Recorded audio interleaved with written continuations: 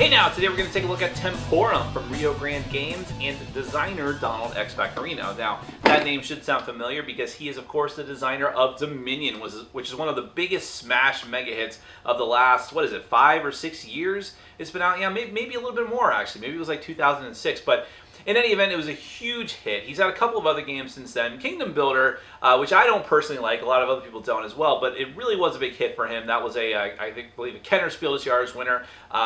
Dominion, of course, winning the Spiel des Jahres, was the most prestigious award in board gaming. And then other games that he's done, like Nefarious, were much more divisive and didn't really gain quite as much of a fan following, to put it mildly. But now he is back with Temporum, and I was very interested in this game because it has to do with time travel. You are a group of time travelers, well, actually rival time travelers, who are trying to manipulate the time stream to further your own agenda. And of course, any good time traveler's agenda is to just rule the world, and that's what you're trying to accomplish. Manipulate things in the past in order to set up your future, well, for the time travelers, the modern day, to make it so that they rule the earth. But of course, it's not quite that simple. Let's go ahead and take a brief look at how the game is played. Then we're going to come back, and I'll let you know what I think.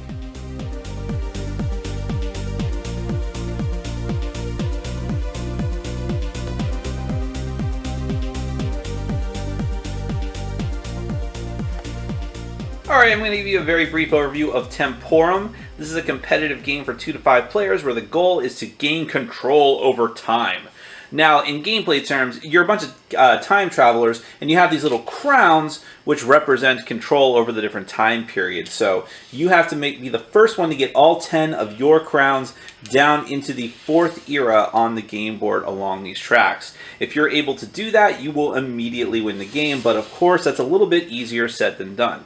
Now, out here on the board, you have all of these different time zones and time tracks that you see these little like lightning rails in between all the different cards. Those are like the different timelines. At the start of the game, you're going to have these little indicators here indicating what the true timeline is. So as you can see, it goes down here all the way down through to the bottom, the 4th era, and that's actually where the players start, the 2nd zone card over. And that's what these are. These are the zone cards. These are like different significant historical events that happen throughout history that you and the rest of your chrononauts, not to reference a terrible time traveling game here, what you and the other time travelers are trying to accomplish here. So you see that one is the late Jurassic, and I'll get back to what all these different special abilities are on the cards later. And that leads down to the next real time period, which is the Holy Norse Empire. Well, that doesn't sound quite right. Then you have feudal Japan. Oh, I'm sorry, this one was Age of Cults. And that sounds a bit odd too. So as you can see, this is when time starts to fracture a bit. Then you have police state. Well, that's actually pretty accurate. Fairly accurate. Kind of depressing, actually. Speaking of depressing, there's the Great Depression, and the opposite of that, the Summer of Love. And then down into the 4th era, the bottom of the board, you have Warm Globe. Well, that's probably pretty inevitable. Underneath the player meeples here, you have the Robot Uprising, which also is probably going to happen. Probably right after the Nuclear Wasteland, actually. And wow, this bottom row is just really depressing. Oh, there we go! Communist Utopia. That's pretty uplifting, actually. I feel a little bit better. So you have all these different zone cards here that all the time-traveling players are going to be trying to traverse along the real timeline indicated by what are these, essentially these little clock hands. And you're, like I said, you're trying to get all of your control into the 4th era, essentially what is the modern era for these time travelers, and win the game by conquering the Earth. Now here's how a typical round or turn of the game is going to go.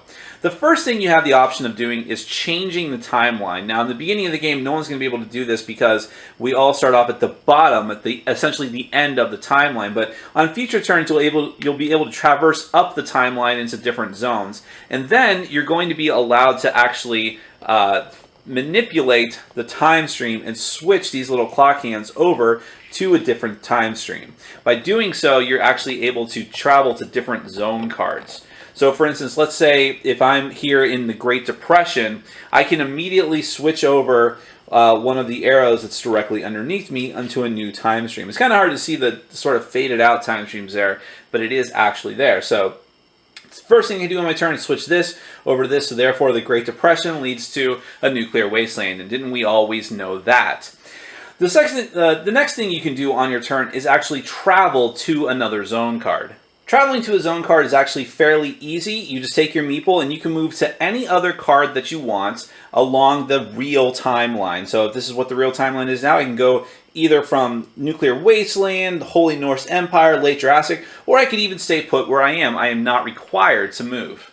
But wherever I end up, I am required to take the action of that zone card. And this can manifest in a number of different ways. One of the things you have the option to do in a lot of these different zones is to play a card. So if you look at the police state here, just zoom in here, one of the things that it says is play a card right here above the box. Now, I'll make this distinction here. Anytime that you see text that's just sort of there on the background, that happens right away during this phase, but any text that's in a box will happen when the condition is met. So this one says you cannot move to time 1 or time 2 from here, the different eras. So that's just something that's always on, happens when it happens, but above that it says play a card. Now playing a card means playing the player cards, which are these rather somber looking backs of these cards.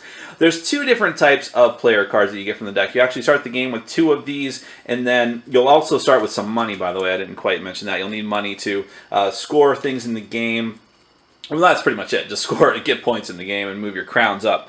But you'll start off with a couple of these player cards, and a lot of different effects will give you more of them. There's 2 different types. You have these momentary player cards and then perpetual player cards, and they are just what they sound like. The momentary cards you just play, they happen and then they go away. The perpetual cards you play, they happen and they stay out and give you a continuous effect. So kill your grandfather. Who doesn't want to do that? You immediately get $5, and then you can, I'm going to say dollars because that's probably going to be the #1 currency forever. Psych, it's probably going to be like the new yen or something. But anyways, you get 5 credits and then you discard your hand and draw 2 cards. I will get to what the purple is in the bottom later. The King's Sword, you get 8 credits. You advance 1 of your crowns per time that you rule. Now let me go ahead and explain that now. I guess I'll take that time out. How do you actually move crowns? What does that actually mean? So you have the crowns here. You have the different eras. Anytime that you're allowed to move crowns, moving a crown means essentially moving 1 space. So if something let me move 4 crowns, I could move the same crown 3 times, or as many times as I possibly could, down to the 4th era, or I can move like 3 or 4 different crowns that many spaces. It's entirely up to you how you spend your movement. You can think of them as like movement points for your crowns, but remember that your ultimate goal is to get down all 10 crowns down to the bottom. But maybe you want to, in the meantime, you want to have majority control over different zones to influence certain card effects. That's entirely up to you. But back to the player cards, just to give you some more examples of those. So the King's Sword is going to let you move 1 of your crowns per time that you rule. So there's one reason why you might want to just try to dominate as many eras as you can. The Shogun's Katana gets you 10 credits, and you gain 2 more per time that you rule. Predict the Future, 12 credits, and I started calling them credits. At the end of this turn, you may change history in this zone. Remember, changing history is actually moving one of the dials back and forth on the timeline. Infected Rat, 8 credits, and each player with more cards in hand than you discards a card. And the last one of these, I'll look at the Step on a Butterfly, 12 credits. At the end of this turn, change history in each real zone going from past to present, which means you flip all those little watch arms back and forth into different eras. Here's the perpetual cards. Conspiracy gets you no credits when you play it, but from then on, your scored cards advance an extra crown. Every time that you score a card, which I'll get to in a second, you get to advance an extra one. Friends in Old Places, 6 credits. Cards cost you 2 less to score. Think Tank, 11 credits. When you discard a card, gain 1 credit per card. Secret Society gets you no credits, but when you score a card, you get to draw a card. Investments. You may discard this card from play at the end of a turn to gain half as much money as you gained that turn, rounded down. And just kill your grandfather again. And Gang of Pickpockets. When you play another card, draw a card after resolving the played card. So if you go to any spot on the board that lets you play a card, you will be allowed to do that action. You'll be able to play one of those cards, get the money, honey, and then hopefully get a really cool action out of it, or have it sit around and give you a perpetual action. A lot of other spaces will let you just move the crowns up, or they might get you different options of drawing cards, scoring cards, playing cards, and so on. Now, I did mention scoring cards, and there are going to be a lot of different cards out here that will let you do that, as well as some of the cards from the player deck will give you the special opportunity to do that as well.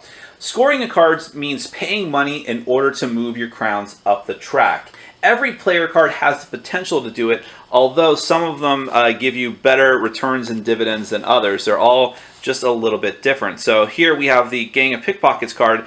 At the bottom it says score, pay $12 for, I'm back to dollars, for 6 crowns. That means you can have 6 crowns worth of movement. Now, when you score a card, when you actually have the score a card action, you ignore everything else on this card. No money, no special ability, no nothing. You just put this card in the discard pile, do what it says, pay that money, get that amount of crowns. And they, like I said, they come in all different denominations. Here's 16 for 7. There's 4 for 4, and so on and so forth. There's one that's like 20 for 8. And so on. That might seem like a bad return, 20 for 8, but the fact is, you only have so many actions in this game, so sometimes it's worth spending extra money to get more crowns. In any event, once you are done moving your meeple to a zone card, taking its action, either scoring a card, playing a card, drawing a card, or any combination of the above, depending on the special ability card that you've used, then it is time to see if you're a winner. If anyone has all 10 of, or if you, since it's your turn, have 10 of your meeples or 10 of your little crowns down in Era 4, you are the winner. If not, gameplay continues until someone is crowned the winner, no pun intended, or pun totally intended. So this is essentially a race game. Whoever gets to that threshold first is going to be the winner. Now, let's get to my final thoughts. Now, going into this, I have to say I had some trepidation about Temporum. I was both hopeful that the theme of time travel, which is a theme I really like, would be awesome and carry it over the hump and make it a really cool game. But at the same time, I was very worried that the mechanics of the game would just be a total fail, which, you know, maybe that's not a fair criticism of Donald X Vaccarino. I haven't played every single one of his games, but I do know that while Dominion was a solid game, it's not one of my favorite deck builders because I think that even though it sort of led, it was the grandfather of that genre, I think many other games have surpassed it within that genre. While I did like it though, but Kingdom Builder was a huge fail for me. I did not like it at all, and I've heard nothing but negative things about some of his other games like Nefarious. But still, time travel, I gotta give it a shot. I was just a little worried about it. But I have to tell you, I really, really enjoyed this game. I was surprised by how much I enjoyed the game. Although, the reason for it was kind of the reverse of what I thought. The theme here is very, very thinly pasted on. I guess it kind of feels like time travel. Like, some things make some thematic sense. Like, of course, you can only change the direction of the time stream for the cards below you because the timeline is going down and you're changing things as you go and making the future different. Okay, that makes sense. And of course you can't when that happens, if there's a meeple on one of the cards, of course he can't stay on that zone because that zone doesn't exist anymore. So now he's shunted into the real time zone. So little things like that do make some sense, but for the most part, you don't feel like you're time traveling. I mean, you're playing these player cards and they don't really make a lot of sense within the context of the game. So, haha, Mayan ceremonial knife. Well, okay, what does that actually do? I don't really understand, and why am I just getting a bunch of money for it? That's the kind of thing that's in the game. Some of the cards are really cool, like kill your grandfather. Yes, kids, it is cool to kill your grandfather. No, that's not what I'm saying, but this card is cool in the game. But again, what's the context for it? Okay, I'm killing my grandfather, but what is that actually doing thematically in the game to improve my situation? I'm just getting a bunch of money and drawing cards and discarding cards? That's the weird disconnect between the theme and the game here. And I really would have thought I would have hated that and it would have made me hate this game because that's the only reason I really wanted to try it was time travel. But the game itself, the mechanisms in it turned out to be very fun, and I liked it. Let me be very clear here about one thing, though. This is a very, very light game. If that didn't come across in my overview, and some of you just skip my overview anyways, it's a light game. If you are going into this thinking, oh, Donald X Vaccarino game, like Dominion, well, it's going to be easy to access, but there's going to be all these subtle strategies and lots of depth to be had over continuous plays. No, no, no, no. After your first play, you're going to have a pretty good idea of how to play this forevermore. I can definitely say that's a criticism of the game, is that there's a fairly clear idea of what you should do at any given time. If you need cards, then go and get some cards and get a lot of money, and then go try to make them into point scoring cards. The only real strategy is when to do that, when to make that pivotal turn from, okay, I've got a big stack of money, now I'm going to go try and get the scoring cards done, or maybe as soon as I get enough money, I'll turn in the scoring card and just do it incrementally. Those are the only real shades of depth and strategy to be had here, and it's not going to be enough for people who are wanting something really heavy and brain-burning.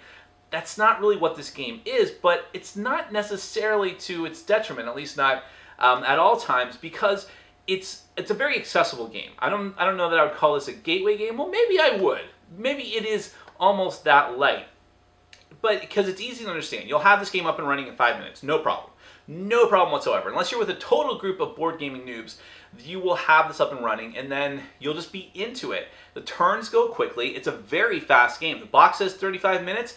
This might be one of those times where maybe not your first game, second or third game, you can get this puppy down to 35 to 40 minutes. No problem. And that's kind of great.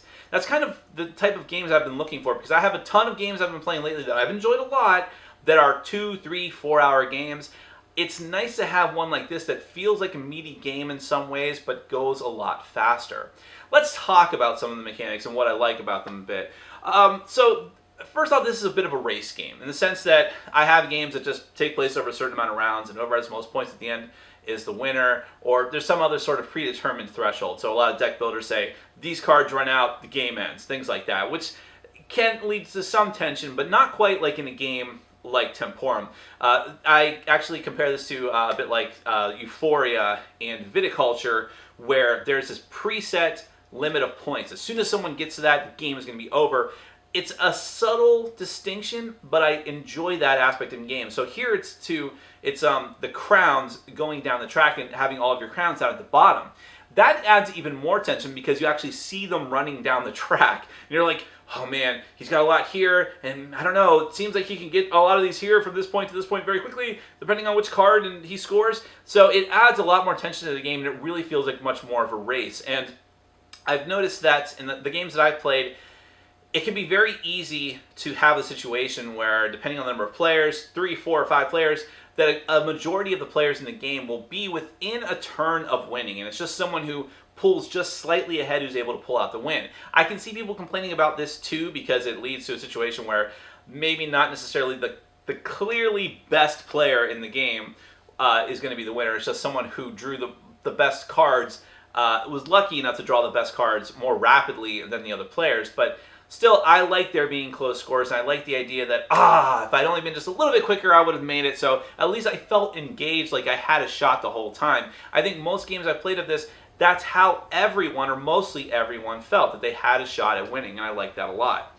And while I said that the theme was pacing on, I really do enjoy the artwork of the game. The artwork is beautiful. I love it. It's got kind of that tongue-in-cheek humor to it with some of the cards, like the Communist Utopia and the Age of Cults, and but then you got like the Summer of Love, and then just very realistic depictions on cards like the Cold War and the Great Depression, things like that. I like that mix. It is a bit of a bummer that there isn't more storyline attached to it, and you really do have to use your imagination to make that theme come out, but who knows, maybe there'll be some fan variant where it actually adds some storyline to this, because I would love to see this artwork and concept spinned out into something a little more grander and epic. But anyways, I do love the entire presentation of the game. I wish I had really cool time traveler miniatures instead of the meeples, but hey, at least they made a couple of the meeples female. That was a bit unexpected, but okay.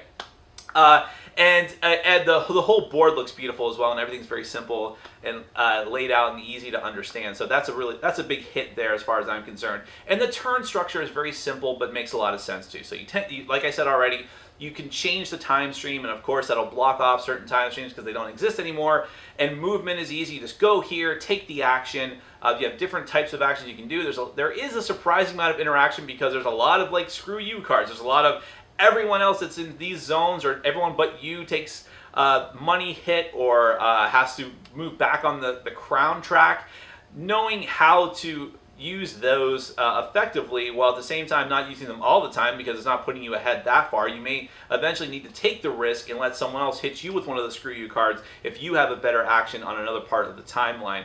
That is part of the sort of subtle strategy to the game. If you know, again, there's not a ton of strategy here, but that is one of the things. So overall, I mean, I could go on, but this is a really solid game. I like it quite a bit. I'm surprised by how much I like it. It's actually going to be staying in my collection for the time being. I can understand why some folks would, I hate saying folks, I can understand why some gamers would not enjoy this game that much because of the sort of lack of brain-burning strategy to it, but I appreciate it for what it is. I like the presentation. I'm trying to use my imagination more and more to bring more of the theme out, and that helps, but at the end of it all, it's a solid card-driven game of hand management and using your cards in a creative fashion with some great artwork and aesthetics to it, and I really can't ask for more than that. That is Temporum from Donald X. Vaccarino and Rio Grande Games.